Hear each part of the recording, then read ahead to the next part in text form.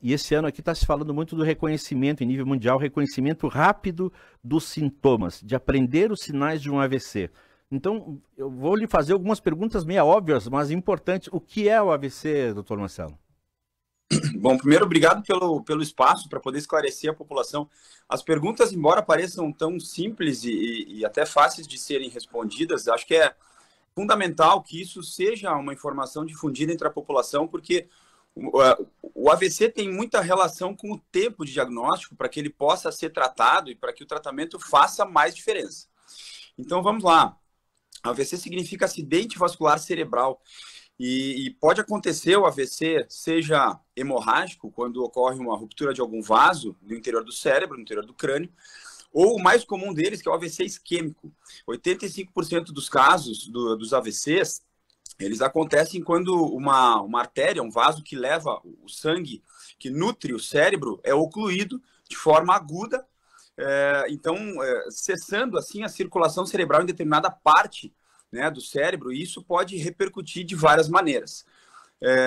Disse muito do reconhecimento rápido do AVC para que se possa implementar o tratamento adequado, e para isso existem poucas horas, é uma janela de tempo muito curta. Por isso que a gente tenta cada vez mais informar a população para que saibam reconhecer, né? Então, o reconhecimento rápido dos sinais e sintomas, ele diz respeito a quando uma pessoa, por exemplo, não consegue movimentar um dos lados do corpo, né, ou um braço, ou uma perna, ou todo o lado do corpo, ou mesmo quando tem uma assimetria de face. Então a gente fala, quando a pessoa não consegue levantar um dos braços para dar oi, por exemplo, ou quando não consegue dar um sorriso, quando quando a boca fica, se diz popularmente que a boca entortou, né?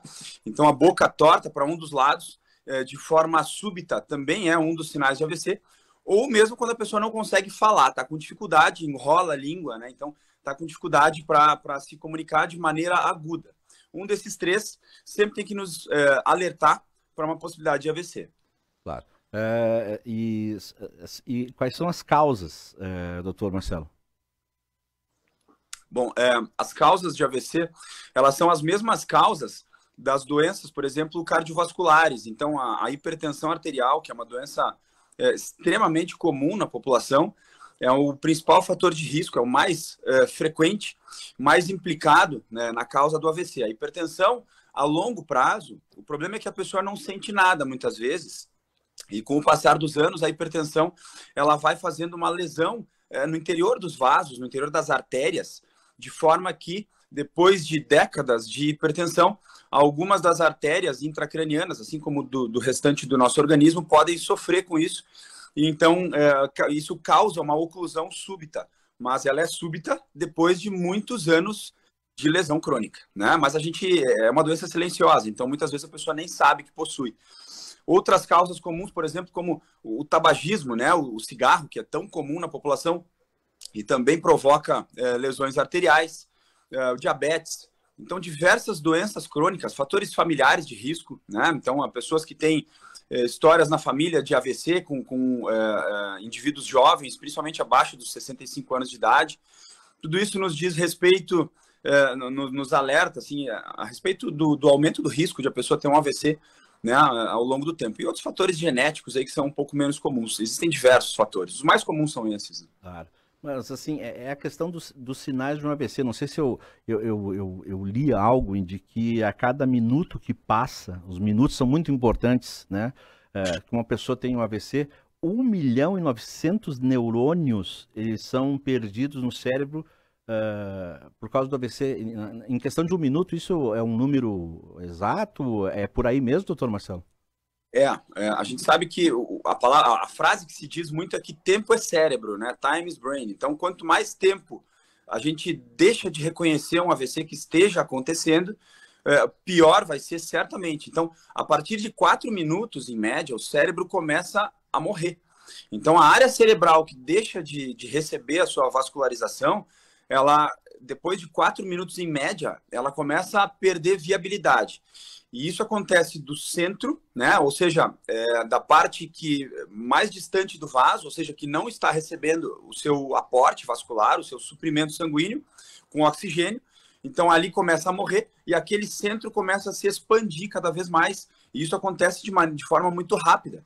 Então, quanto mais minutos vão passando, a partir desses 4 minutos em que o cérebro já não aguenta mais, né, sem o oxigênio, uma área cerebral maior vai morrendo. Então, a gente diz que tem uma parte central, o core, né, o centro, que morre, e uma área de penumbra. A gente chama isso de penumbra isquêmica. Então, é uma área da periferia que ainda tem um pouco de aporte vascular, de elementos para manter o seu metabolismo, mas que com o passar do tempo, isso é muito rápido, com o passar dos minutos, essa área periférica vai cada vez mais e mais também morrendo. Então, a área cerebral que é acometida, com o passar dos minutos, ela vai aumentando.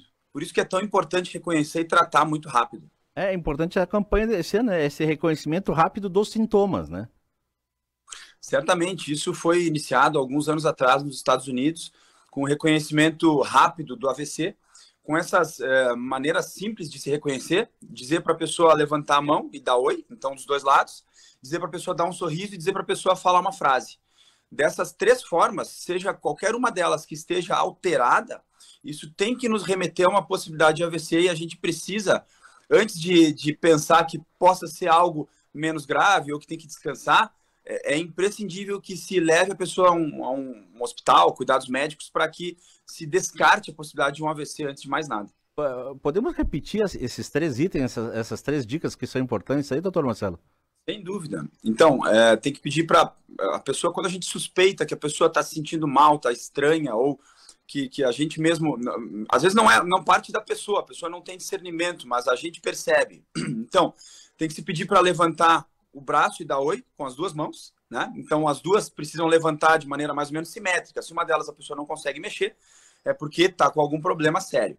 Tem que pedir para dar um sorriso, e aí a gente tem que observar a simetria dos lábios, da boca. Se a boca estiver torta para algum dos lados, a pessoa não conseguir dar um sorriso, isso também tem que nos alertar.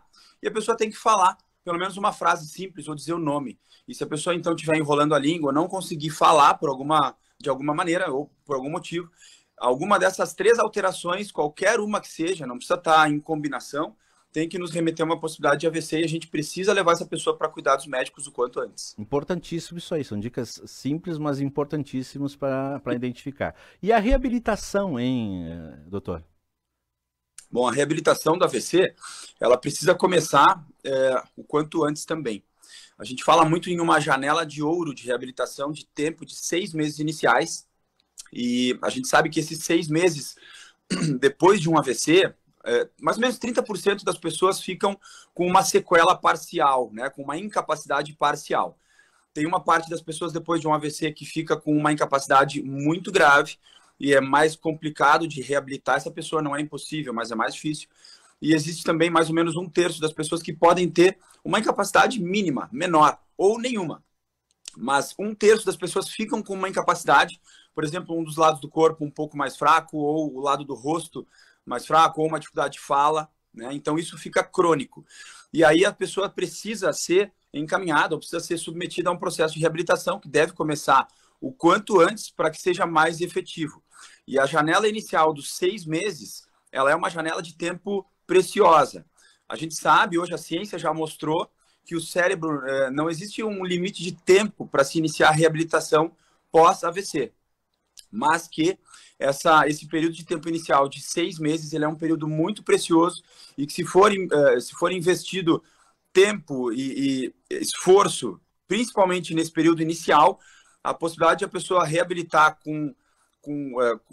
de uma maneira mais efetiva, né, a longo prazo, ela vai ser muito maior. Qual é a importância, a minha pergunta aqui, pode ser também óbvio, mas qual é a importância, assim, bom, nesse tipo de situação de AVC, às vezes as pessoas, como o senhor já falou, tem pessoas que ficam, né, com o rosto torto, que ficam sem condições de falar, que não conseguem caminhar, mas qual é a importância da família nesse processo de recuperação, porque algumas famílias acabam escondendo a pessoa que tem AVC, né, não levam passear, ou fica dentro de casa, não pegam um sol, enfim, qual é a importância desse apoio familiar na recuperação de alguém que tenha tido AVC? A gente sabe que a participação da família sempre é fundamental. As doenças neurológicas, como o AVC, como a epilepsia e tantas outras, elas têm, infelizmente, ainda um estigma muito forte na população. Isso faz parte, isso não na nossa população, isso é no mundo inteiro, mas existe um estigma com relação a essa população, a essas pessoas, que muitas vezes inviabiliza ou dificulta o processo de reabilitação.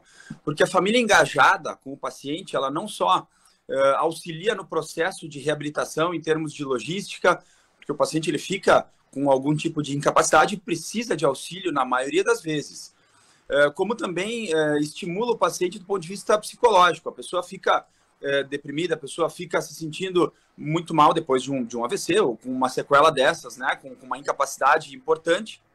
A gente sabe que muitos casos são em pessoas jovens, em idade produtiva. Então, a família, quanto mais engajada, mais inclusiva com relação a esse processo, melhor vai ser em termos de impacto positivo para a recuperação do paciente. Claro. É fundamental. Bom, eu anunciei essa entrevista com o senhor aqui para vários colegas de WhatsApp, enfim, de várias pessoas, e muita gente deu retorno dizendo, já tive isso na minha família, já aconteceu isso com alguém. Então foi uma repercussão muito grande. E eu quero mandar um abraço especial para o Fernando Bedin, que foi um colega nosso aqui da Rádio Caxias, que foi vítima de AVC. Esses dias ele escreveu uma frase aí no Facebook e disse, olha, estou escrevendo depois de muito tempo, o que vocês acham, né? Me emocionou muito. A B, a esposa dele, a família dele também, e é uma pessoa assim que começou a falar, começou a retratar a recuperação dele nas redes sociais para encorajar e também para alertar as pessoas. Então, eu só não imagino quantas pessoas mandaram recados aqui a respeito dessa entrevista, da importância dessa entrevista, doutor Marcelo. Eu imagino, Alberto, porque o AVC, infelizmente, ele é uma doença que atinge 1% da população. Se a gente pensar que 1% da população é um número absurdamente alto, né, mesmo em termos de Caxias do Sul e região. Então, é uma doença extremamente frequente, é uma doença que está relacionada com fatores de risco que são muito comuns, como eu citei antes. Muitas pessoas possuem esses fatores que podem levar a um AVC futuramente e às vezes nem sabem disso. Então, é uma doença extremamente frequente, é uma doença que causa uma incapacidade importante, uma parcela significativa da população, e às vezes uma população em idade de atividade, uma idade extremamente produtiva. Eu imagino que tenha tido uma repercussão grande e espero que realmente as pessoas se conscientizem cada vez mais para que a gente possa ou diminuir a incidência do AVC, né, o impacto dele, ou mesmo que possa reconhecer rápido, porque as primeiras horas são fundamentais e importantes. As primeiras 4 horas e meia depois do início de um AVC, se a gente conseguir submeter essa pessoa a cuidados médicos nesse período inicial, isso vai fazer toda a diferença, porque o tratamento muda. E o tratamento ele é muito mais eficiente quanto antes for diagnosticado o AVC. Tá bom. Olha só quem é que manda um recado pro senhor aqui. O senhor conhece o doutor Luciano Santos, né? Com certeza. Que figuraça, né? Que figura. Olá, queridos. Que bela prestação de serviço à nossa comunidade. Parabéns pelo programa e pela ideia sobre esse assunto tão relevante. Dr. Marcelo Roxo, um exímio profissional da área da neurologia e neurologia. Grande professor, excelente domingo a todos. Está te mandando um abraço aqui o doutor Luciano, que também já foi nosso entrevistado. A gentileza dele, é uma sumidade na área, eu fico muito contente pelo elogio, um grande abraço também para ele. Doutor Marcelo, obrigado, parabéns pelo seu trabalho, obrigado por compartilhar conhecimentos, né, e falar de forma tão simples sobre um assunto tão importante. As pessoas precisam entender, né, compreender, e a gente precisa proliferar esse conhecimento para as pessoas. Com certeza, sem dúvida, eu agradeço o espaço, e mais uma vez é importante que as pessoas se conscientizem, espero ter esclarecido, e estou à disposição, um abraço.